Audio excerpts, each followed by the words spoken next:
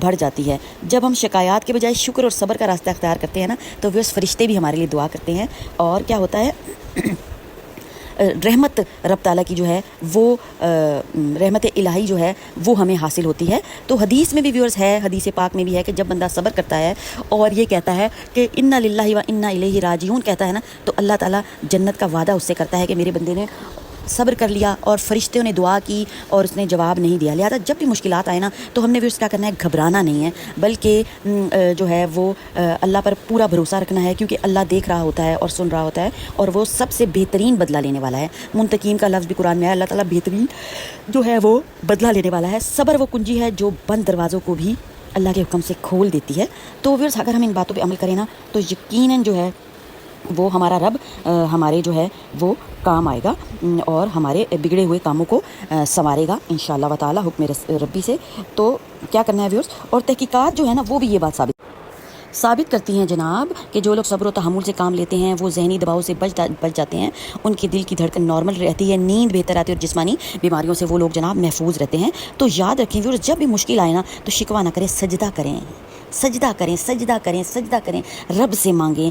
جب دل گھبرائے تو اللہ کا نام لیں، اور جب آنکھوں میں آنسو آ جائے نا تو جان لیں کہ اللہ قریب ہے، بہت ہی زیادہ ہمارے رب قریب آ چکا ہے، اس نے ہمارے دل کی کیفیت جو ہے وہ سن لی ہیں۔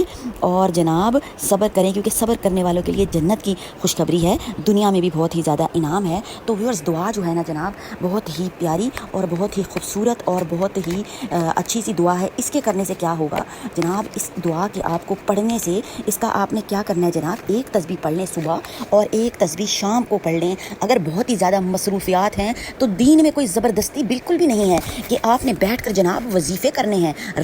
رب جو ہے وہ دل میں رہتا ہے اور دل کی کیفیت کو جانتا ہے ہمارا رب۔ تو کیا کرنا ہے، یہ دعا جو ہے حضرت طالوت علیہ السلام کی یہ باقاعدہ طور پہ دعا ہے، اور 40 ربنا میں بھی یہ دعا آئی ہوئی ہے۔ جنگ کے موقع پر حضرت طالوت علیہ السلام نے یہ دعا کی تھی۔ لہٰذا جب کسی مشکل میں صبر کرنا یا ثابت قدمی مقصود ہونا تو پھر اس موقع پر اس دعا کا آپ نے اہتمام کرنا ہے۔ جب بھی کوئی مشکل آئے اور صبر کرنا ہو تو اس دعائے پاک کا آپ اہتمام کر سکتے ہیں۔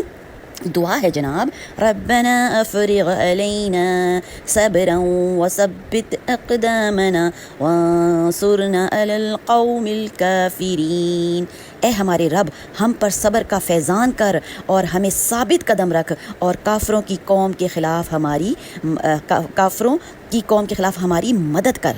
یہ رب سے مدد ہے، جب رب کی مدد آ جاتی ہے تو ساری مددیں جو ہیں وہ بیکار ہو جاتی ہیں۔ تو اس دعا کا اہتمام کریں، جو بھی لوگ آپ کو تنگ کرتے ہیں، مشکل میں آپ کو ڈالا ہوا ہے، اس دعا کا اہتمام کریں، جتنی آسانی سے پڑھی جا سکتی ہے پڑھیں، دل کی گہرائیوں کے ساتھ پڑھیں، اور ویڈیو